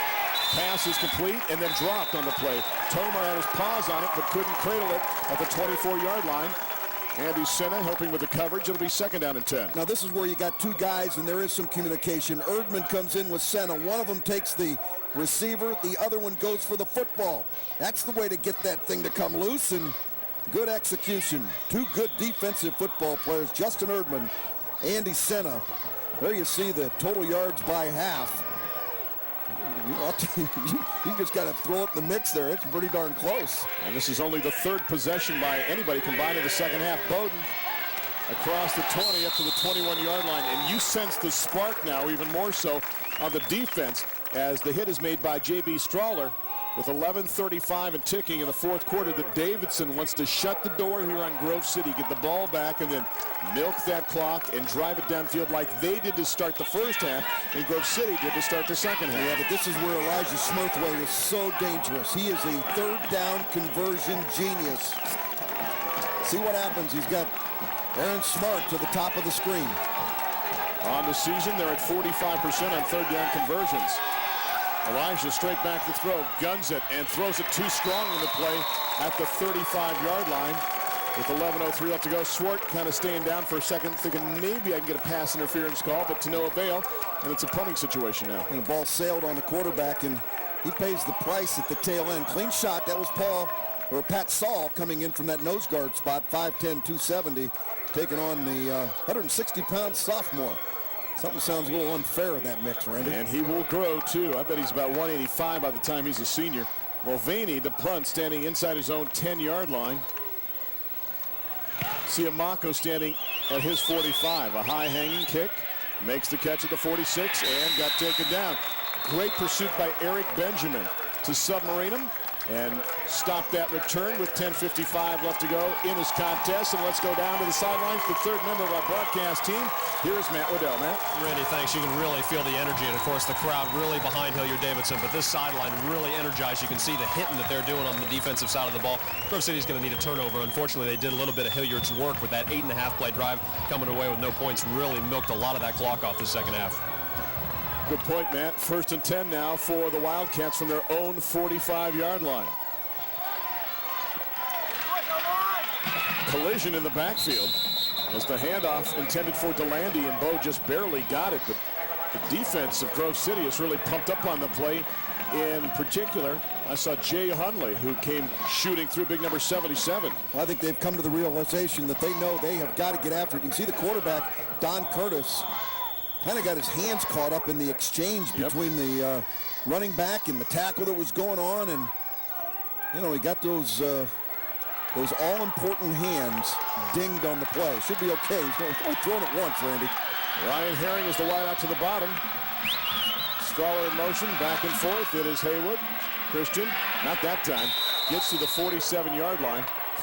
I tell you, a guy that is dancing around again is Jay Hunley. He is wired beyond belief, as McKinley was to the defense for Davidson recently. Jay is just doing the touchdown dance out there for Grove City, trying to fire up his teammates and get them to hold on the third down play. There are the stats on Christian Haywood. Thanks to that 51-yard run earlier, he's now over the century mark. And you look at his stats now, Jeff, and that's going to put him right at 1,400 yards exactly on the season. Good time to run Bo DeLandy here, Randy. You've mixed it up early in the football game, but they've been going back to Christian Haywood almost solely. It is Haywood time. Christian fights his way all the way down to the 48-yard line, maybe the 47. You talk about fourth down situations. Now, what do you do if you're Brian White? Well, you punt it. You absolutely punt it. Watch here the exchange between the center and the quarterback. Good job. Gets the ball deep to his tailback. And you can see the push by that offensive line. A good surge. Picks up another 2 or 3 yards. And well, the punt team is coming on, but there was a conversation before they sent him out. Well, they can conversation all they want to, but all the logic in the world tells you in the fourth quarter, it's a 2-score ball game. Make them beat you by going the length of the field. Herring to punt, standing at his own 38. High snap, brings it down, and gets it off. The return starts from the 16-yard line, up across the 20, and on the return, going the other way, Justin Laborsi. Laborsi along the far side of the field, and going to be knocked out of bounds. Hit made on the play by Cody Reynolds, but what a return on the play by Justin Laborsi, and Grove City still with life with 8:39 left to go. See, that's why you shouldn't have punted. You should have gone for it on fourth down. I can't please you. Mr. Multiple Personalities, take a look at this one more time. Boy, excellent job. This is a ball that I think Hilliard Davidson thought was probably going to be fair caught. It looked like they kind of eased off a little bit, maybe on their punt coverage. And that's just great execution and a touchdown-saving tackle made along the sidelines by Cody Reynolds. A 45-yard return down to the 39 in Davidson territory. 1st and 10 for the Dogs, down by 10 with 8:39 left to go. Pitch, reverse, Bowden back the other way. They're looking long downfield, throwing it up for grabs, and the pass is going to be nearly caught by Swart as the pass was thrown by Bobby Wyckoff, who's one of the backup quarterbacks, and Wyckoff, number 12, tossed that one a long way downfield, and you can talk about that size again of Aaron Swart as he climbed the ladder going for that one. Well, you can tell they practiced this play a bunch. This is good execution. They set it up nicely. Now, quite frankly, this ball is thrown up. It could have been easily intercepted, but when you've got an athlete out there like Swart who has the ability to really elevate himself in the middle of 3 defensive backs in perfect condition, they almost came up with the play, and you can see flags down everywhere. Whistles and flags, and I think we had motion, perhaps a false start before the play for Grove City. 3 defensive backs on that flea flicker play, Randy, that none of them were fooled, and Swart still nearly made the catch. Again, he can climb that tower faster than anybody else, so the false start will march it back 5 to the Wildcat 44-yard line. If you are Grove City and you look back at this contest, and I think you're going to know there's going to be limited opportunities when you play Davidson in their ball control, you have to say, you know what, we have had our chances in this contest. We just haven't come through. So far, we split the 4 penalties. Now, you got to be perfect in the red zone in the playoffs, Randy, because you're going to go up against great football teams. And I don't think either coach can look at themselves and say we've done a great job in the red zone tonight, but Grove City yet to break it. Quick pop on the slant. It's complete down to the 35, maybe the 34 as Jacob Clark makes the pitch and catch on the play as the hit is made in the secondary by Greg Bell. You know, I don't think certainly at this point Grove City needs to get in a panic mode and start throwing the ball on every down, but quite frankly, Randy, I think they can spread the field and be more effective in a spread offense trying to hit these quick passes as opposed to trying to run the football. Elijah Smurthwaite has to win this football game for you. He went to the sidelines to get the play. Now he hurries back. Let's see if they can get the play off in time. Swart way wide at the top of the formation. Backs from an eye of Tomer and Bowden. Now Bowden goes wide. Elijah straight back. He got hit from behind as he tossed the ball. We're going to call that a fumble and recovered by Grove City on the play. It is one of the offensive linemen coming up with the ball, and that is A.J. Anderson. Well, good effort by Anderson. Watch here. Smurthwaite has no idea this is coming from the backside. It's J.B. Strawler who takes his head off nearly, and there you see in the back of the picture, the offensive guard, A.J. Anderson, came in to make the play. And you know what? That was perfect timing by Strawler because another half second, and that arm is going forward, and that's an incomplete pass. But there it was a fumble, but recovered on the play by Anderson, setting up a punting situation now for Mulvaney and Davidson with nobody back. They're saying, fine, kick the ball. We're going to make sure that you kick the ball. And it got hit by a Grove City up man. That is a bad break for the Greyhounds because otherwise, Jeff, it's all theirs. They have a chance to down that ball inside the 10-yard line. Looked like, goodness, I'm trying to was it Eric Benjamin, 27? Yeah, I think it was Eric Benjamin, the guy that was running downfield, hit him right in the shoulder pad. So the ball will be marked out at the 20-yard line. Ruled a touchback, and comes Curtis and company onto the field. Boy, right now, 6:50 left to go. I will eat my entire bag of lifesavers if they throw a pass on this possession. They will only throw it if they have to, Randy. They knew I would eat the entire bag. They may think about it. 1st and 10 from the 20. Haywood, Christian churning, and that's a huge gain on 1st down across the 25. 6:42, and now the clock is a factor and an ally of the Wildcats because Grove City needs 2 scores, a touchdown and a field goal just to tie. Now, obviously, you're telling your football team out there, if you're Hilliard Davidson, that the most important thing we have to do now is just take care of the football. Mark it at the 27, second and a short 3 now for the Wildcats. As wide to the top of the set goes Aaron Evans. 6:13 and ticking. Strawler in motion. He's the blocker. Haywood is the runner. And Christian crosses the plane to the 30. Has the 1st down out to around the 33. And that will move the sticks one more time for Davidson. You reach a point when you're Grove City, as you look at this one more time, where the air starts to come out of the balloon. When you look at that clock, there's a sense of panic and anticipation where you may start to grab at the football instead of trying to tackle the running back, and that's where the problem comes in, because the clock is no longer your friend, it's your foe. You're down by 10 points. From the 33, again, they readjust with Strahler and Yarman to the bottom of the set. Grove City showing blitz, and they're coming. And Haywood trying to turn the corner, and Christian brought down around the 37-yard line. On the toss sweep, the good thing that he did that time was not go out of bounds. Went down after the short gain on the play, and will keep the clock running as Jacob Clark makes the hit for the Hounds. You know, Randy, Hilliard Davidson has had only really 2 close games all year. One of those games was played against Upper Arlington, the school that is hosting this game tonight, in which they beat Upper Arlington 10-0. The other game that was fairly close was the Reynoldsburg game, in which we covered in an absolute monsoon. And that game they win 13-6. Other than that, they've dominated, but they've proven they can win close football games as well. Second down and 5. They're halfway home. It is Haywood. Christian gets stronger as the game goes along, up to the 45. Aaron Swart makes the hit, but it's a first down. And Jeff, let me harken back to that Upper Arlington game. That was a 3-0 game with 8 minutes left to go. And guess what? Davidson went on a, you guessed it, 15-play, 80-yard drive to burn 6.5 minutes off the clock and win by a count of 10-0. Now, Christian Haywood, obviously your money back. He's a guy that isn't going to put the ball on the ground. He's your senior. He's an all-state football player, knows what to do in these situations. And tell you what, as much as anybody, he wants to have his biggest game here, because it might be his last each time he goes out. 1st and 10 from the 45. He's got it again. And Haywood up to around the 47, perhaps the 48-yard line. You look at Brian White, what a job he has done. You ask him his philosophy. I say, Brian, I go back to your days at DeSales. Do you still think about putting your best players on defense? He says, without a doubt, unless you have that star running back, which he does have a couple of those guys in Haywood and DeLandy, and you look at the total yards as you break it down, and the 19 yards is still a shocker for me. I mean, that puts him over 200 yards, but just to throw it for 19, that came on the one pass play to the far side of the field. Well, they're almost at they're almost at their average. They're averaging 34 yards a game passing it, Randy. Now they're just showing off on second down. And look at Haywood. Check that, DeLandy.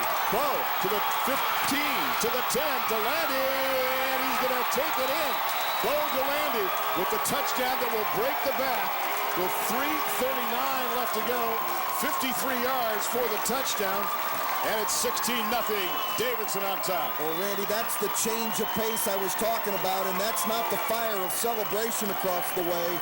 That's the barbecue running. And you look here, DeLandy gets the ball after Haywood was being pounded at this Grove City football team play after play, and it looks like Bo DeLandy's got the extra gear because he's able to outrun the Hounds all the way to the corner of the end zone.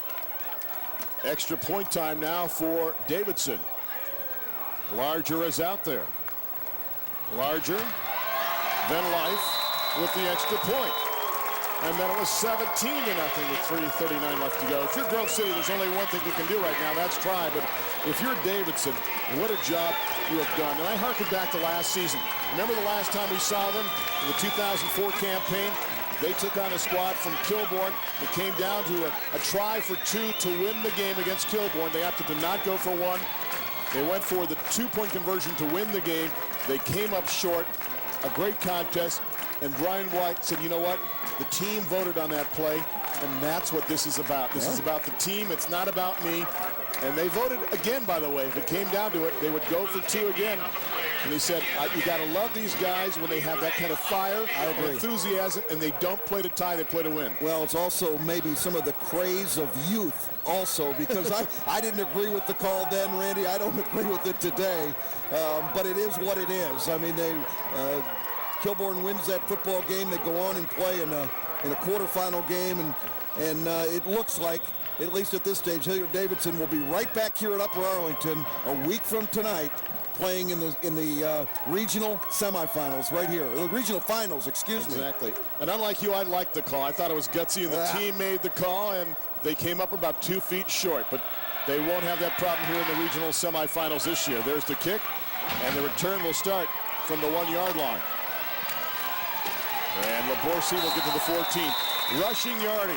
We talked about the 1-2 punch. I thought it would be apropos if they both got over 100 yards. Haywood at 140. DeLandy with that run at 99. Steve Bassford, you got to find him a yard somewhere. Come on, Steve, rework those numbers a little bit. We got to have 200-yard rushers tonight. D.C. Kale when Keith Byers was running. Take a look at Christian Haywood, the player of the game, with his 24 carries and 140 yards in this contest. Congratulations to Christian. He is the player of the game in this contest for Davidson. Is it just passing time right now from the 20? Down by 17. Smurthwaite back. Guns it downfield on the out. Has Swart across the 30. Out to the 34-yard line. Has the first down on the play before Greg Bell makes the hit. So a nice gain on that first down play. Remove the sticks. 3:26 left to go. And if you think you have a chance, if you're Grove City, you need to sit on those timeouts as long as you possibly can. Try to move the ball downfield. Be ready at the line of scrimmage, though. When they move those sticks, be up there and try to get as many plays in as you possibly can. Any way you cut it, though, it's a 3-score ball game for these Grove City Greyhounds. 1st and 10 from the 34. Smurthwaite wants to throw again. Guns it on the out and overthrown for Swart at midfield. That's a tough pass to throw and a tougher one to catch. Having said that, a week ago in Big Ten action, Randy, who would have thought Northwestern with 2 minutes and 1 second could score 2 touchdowns to come back into a football game and beat Iowa? There you can see the pressure back on the quarterback, and Elijah Smurthwaite has taken some hits tonight. Mark it back at the 34. 2nd down and 10. 3:07 left to go for Elijah and company. 2 wideouts to the bottom of the set now. And Jacob Clark and Aaron Swart. Gonna throw again. Again, that same pattern. And Swart, oh, look at the fingertip catch. And he makes it at the 48-yard line. And they say he's inbound. So the clock will stop momentarily while they move the chains. But Grove City's going to have to hurry to the line of scrimmage. Outstanding catch by this young man. You're going to get a great shot here. This is coming right into your living room. Concentrate on the football. Excellent job. And he continues. Yeah, look at that. Holds the football. He fell right into the pretzels. Yep. I don't know if on lazy boy there. I don't know if on replay in the NFL they might look at that and say, did he have possession when he went out of bounds? But I'm giving it to him. Outstanding job. 1st and 10 from the 48. 2:43 left to go. Smurthwaite finds Swart inside the 40. Bell will make the hit, and you don't want to see those completions if you're Davidson. By the same token, as you said, Jeff, they've got to score 3 times. Exactly. At this stage, you're going to play as soft as you have to. Nothing goes over top. They're in cover 3 deep zone safeties. Linebackers are dropping. At this stage, you want to maybe free up one of those linebackers and send him after quarterback Elijah Smurthwaite. See if you can kind of catch him napping and not pick up the blitz. Let's see if they do send one of the linebackers here. 1st and 10 from the 39-yard line. They have 5 down defensive linemen, Smurthwaite, and that pressure gets to him. They went with 5 guys down that time, and they make the hit on the play. Plenty of pressure, and will knock him down. Let's see if Grove City will now burn a timeout. Indeed, the Greyhounds will, with the ball resting back near the 44-yard line. Watch the nose guard, Pat Saul here. He is just driving up the middle, and he's on all fours when he makes the play. It looked like somebody, and I couldn't tell exactly who it was, Randy, got a hand on the foot. Look at the work going on here. Let's see, how many of those guys went fries with their burgers after the game? It's the meal deal, I think. I'll tell you what, every assistant coach, every volunteer guy, every manager, everybody trying to do the best job that they can down there on those sidelines. And Randy, you know this. You've been in this game for 100 years in terms of knowing what goes on.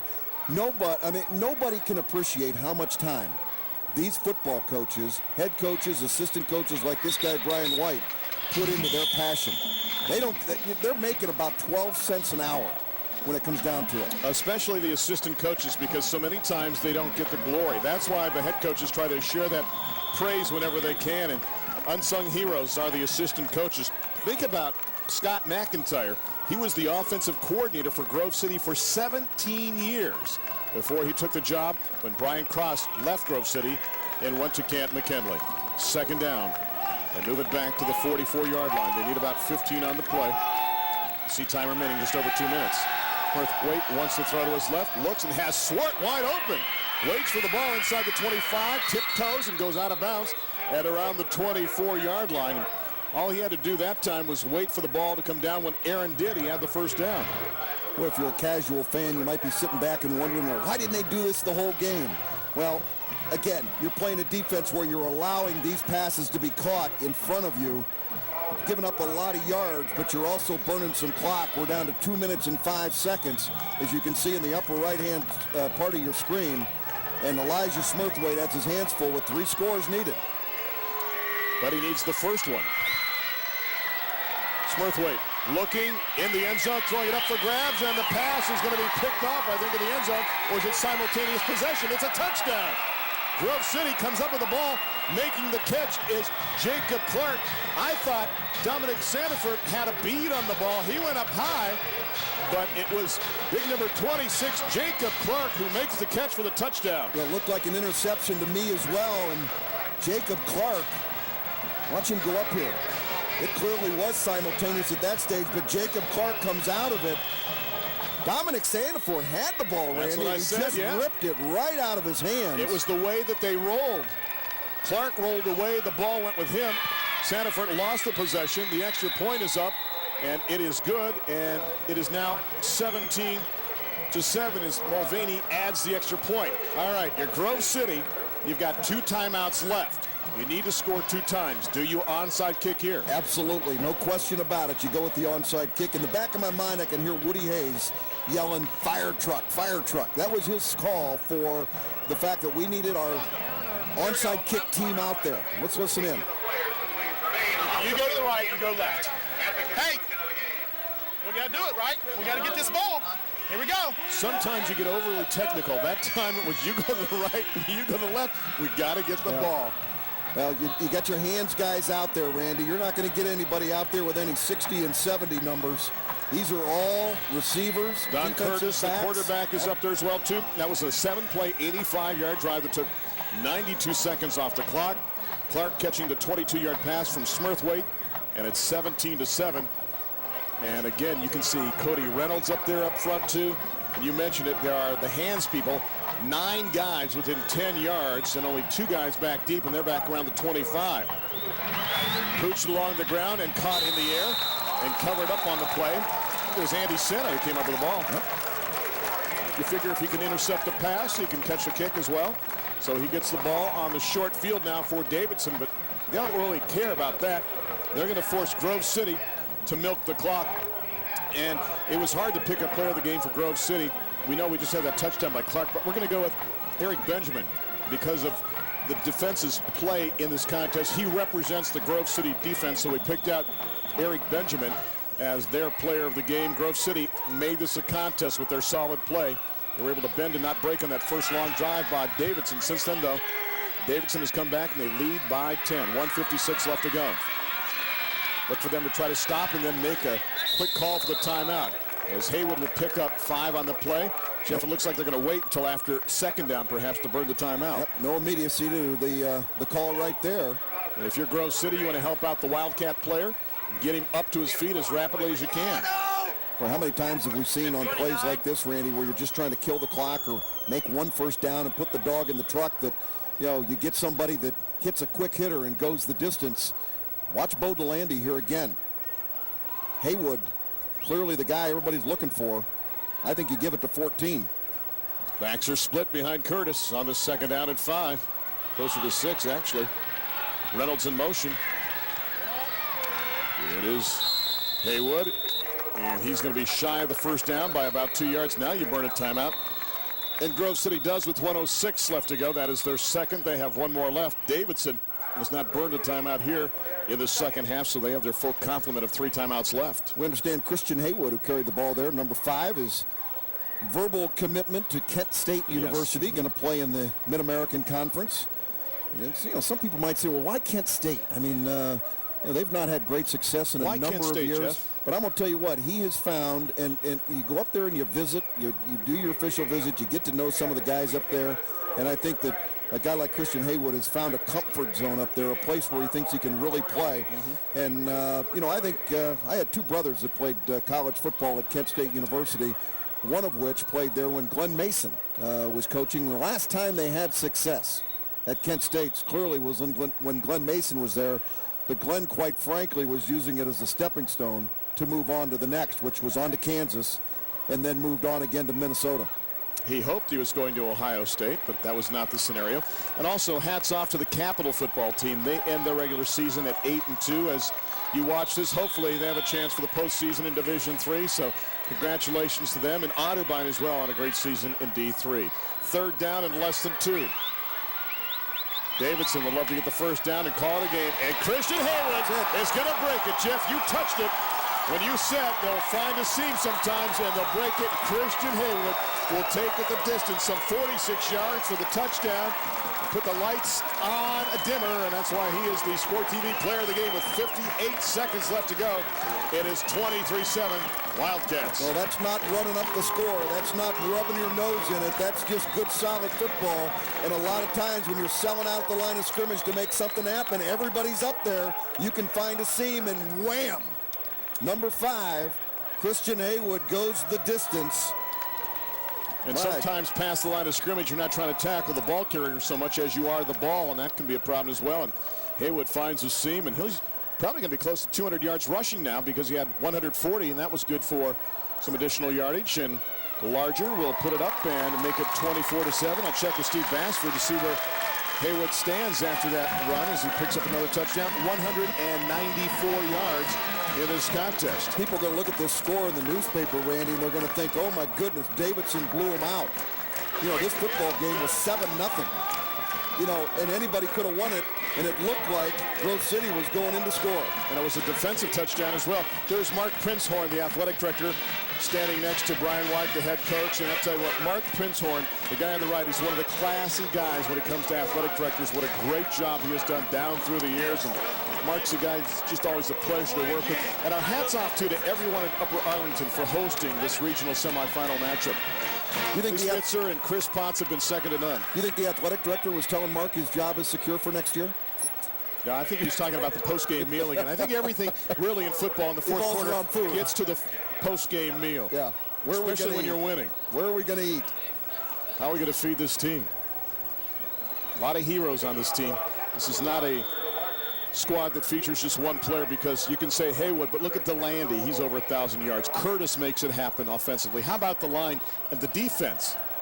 Pick your poison. Pick your assassin almost. McKinley, Senna, Strawler. Some of those guys just hit like no one's ever hit before. There's the line drive kick, and it's going to go into the end zone for a touchdown, or touchback rather, and bring it out to the 20-yard line with 58 seconds left to go. And Elijah Smurthwaite and company. Jeff, at this point, down by 17. Do you just keep it on the ground, or do you keep trying? Well, I think you're going to let your football team keep trying at this stage, Randy. I think they'll throw the football. There you see the backfield. Not in motion. Yeah, Bo DeLandy sitting back there with Christian Haywood and wide receiver Aaron Evans. Boy, how would you like to be the #1 receiver on this football team? And again, I'm not being critical. I'm going to state the fact, and that's Aaron Evans, number 7. With a total of how many catches? His jersey, 7. They reverse to hand it off, and wow, nothing there as they try to bring it back around. In great pursuit defensively on the play by Davidson to break it down, as there is nothing there for Jacob Clark. Yeah, we got a number 54 making the play, and we don't have a 54 on the official roster that we've got at this stage. So mark it down back at the 16-yard line. Congratulations to you for having made that play. Wide to the bottom of the set is Jacob Clark. Smurthwaite and company. Going to keep it on the ground. Get it up to the 20-yard line, and that will do it. That was the last play of this contest, and you can watch the celebration for the blue and white. They are moving on to the regional final. I just saw Don Curtis finally celebrate. He's been emotionless for most of this contest, but number 10 jumping off the bench, ready to come out onto the field with 4 seconds left to go. And the Wildcats now can begin the celebration in earnest. Brian White kept the guys on the sideline until the clock read 0. And he is marching out onto the turf right now to congratulate Scott McIntyre on a well-played game. There's the scene right there in the middle of the field. Scott McIntyre is a guy that Well, I talked to him before the game. Sometimes you see coaches that are all uptight about the playoffs. Scott says, you know what? It's great to be here. It would be greater to win, but I am so proud of these guys that they didn't mail it in when they were 1-3 on the season. Well, what a class act Scott McIntyre is, Randy. He was so thrilled to see us a number of weeks ago to come give his football team some exposure and to promote all these young men that have done an outstanding job. And you really give credit to this Grove City football team. They could have packed up the tent at 1-3, Randy, and they get themselves into this game. Congratulations to them. Outstanding job by everybody on that Grove City football team. Brian White is a happy head coach as his team wins by a count of 24-7.